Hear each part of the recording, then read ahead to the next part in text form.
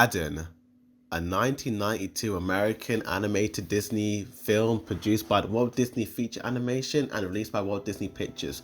What's good? It's a Boydude Reviews, and today we're going to review the 31st Disney animated feature film in the Disney canon and the fourth produced during the Disney Renaissance era.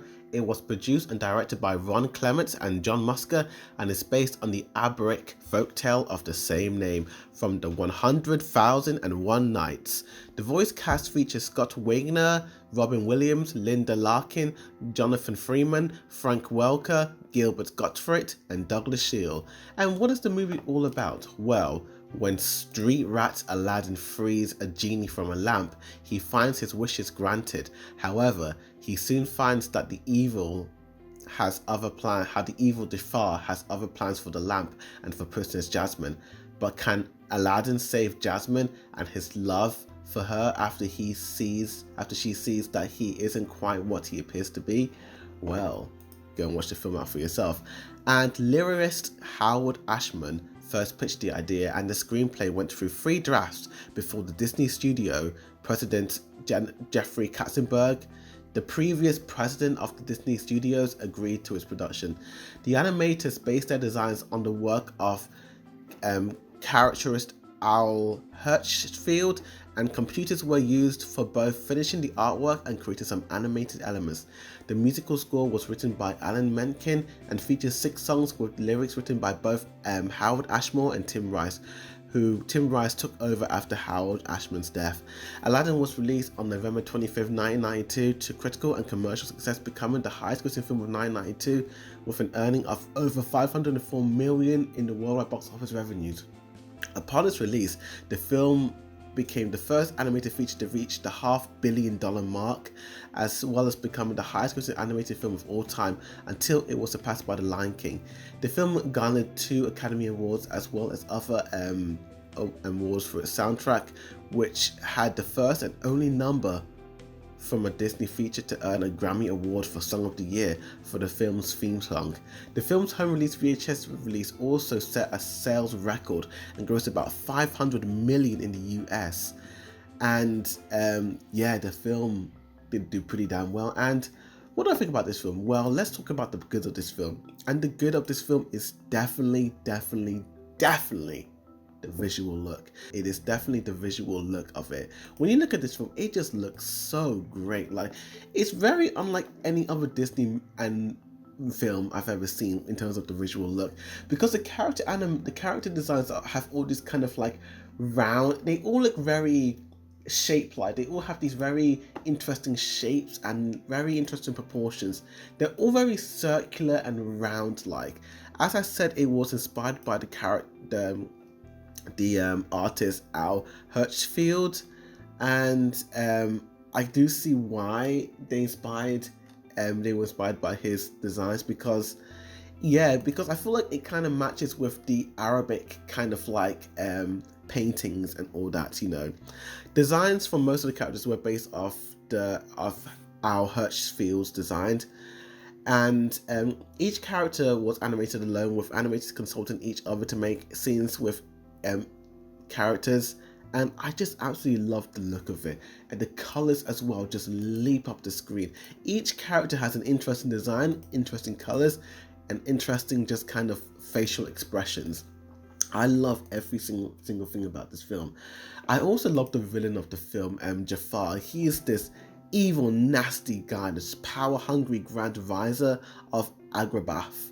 And Jonathan Freeman really does portray this guy really well, and he's just very sinister, like very snake-like. At times he kind of reminds me of Lord Voldemort. At times his presence and just his like slyness is also creepy, and Snake Eye. His design is so cool and unique and amazing, dude. I absolutely do love Aladdin, Scott Wagner as Aladdin, this stricken but well-meaning thief. And I do like how he just wants to, prove to everyone that he's more than just a street rat thief. And he comes across Jasmine, and he feels like he doesn't have anything to offer her because he's obviously in love with her, and he has to pretend to be someone else. And I do love Linda Larkin as Jasmine.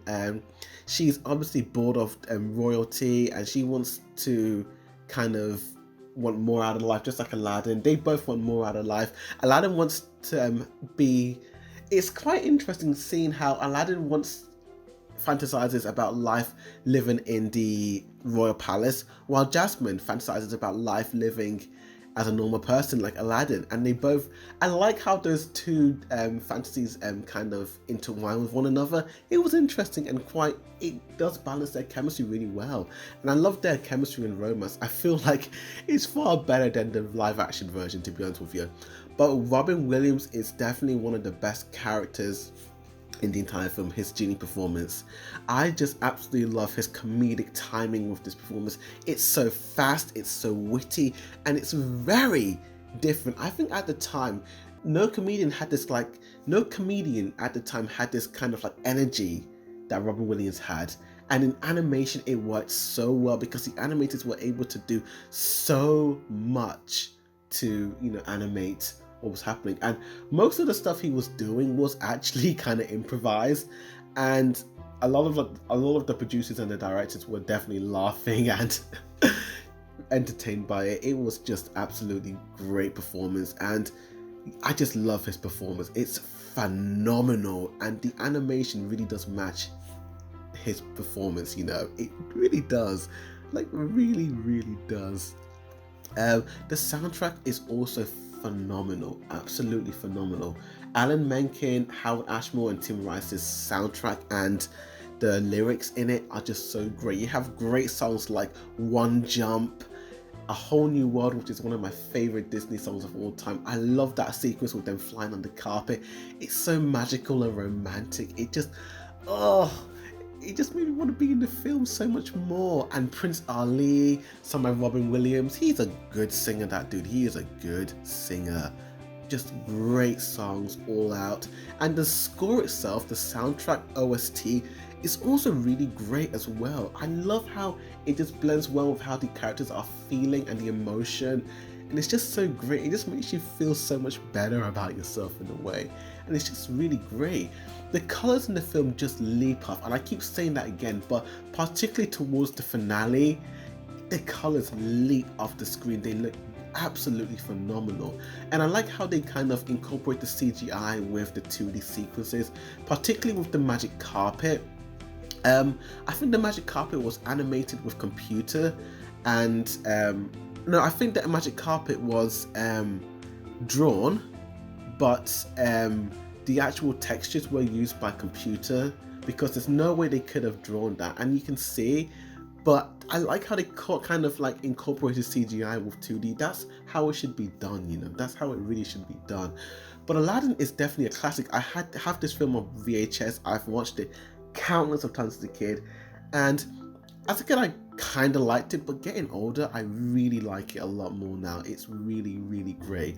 There are obviously controversies with this film, like considering how like the main characters of Aladdin and Jasmine look more Western, where like the villains and like all the side characters are very Middle Eastern, and it's, yeah, I mean, it's Disney. What can you say? Disney is what it is, and it was an old film at the time.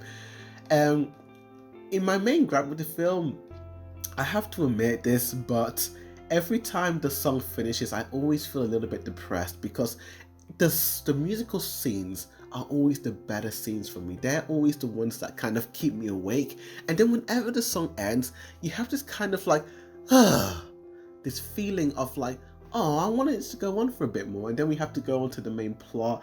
And I don't know, when it does that, it doesn't, I don't know, I don't think it paces it well, when the song ends and it cuts to like the main plot. It feels really boring when it cuts to the main plot after you had that epic song, and it's just, yeah.